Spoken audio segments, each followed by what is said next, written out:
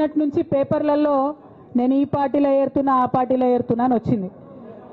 నేను ఏ పార్టీలో కూడా చేరను, నాకు ఏ పార్టీతో అవసరం లేదు. నేను ఫ్యూచర్లో ఏం చేయాలనే విషయం జాగృతి కార్యకర్తలతోని, తెలంగాణ మేధావులతోని, బీసీ బిడ్డలతోని, సామాజిక తెలంగాణ కోసం పనిచేసేటటువంటి అన్ని వర్గాల ప్రజలతోని అందరితోని మాట్లాడిన తర్వాత నిర్ణయం తీసుకుంటా. కానీ తొందరపడి నిర్ణయం తీసుకునే అవసరం నాకు లేదు. ఒకటి. రెండు, ఏదో నిర్ణయం తీసుకోవాలనేటటువంటి విషయంతో నేను పనిచేయడం లేదు. జరిగినటువంటి పరిణామాలను ఒక్కొక్కటిగా ఎదుర్కొంటూ వస్తున్నాను. నిన్న జరిగినటువంటి పరిణామం చాలా కీలకమైనది, నా జీవితంలో అత్యంత ముఖ్యమైనటువంటి పరిణామం.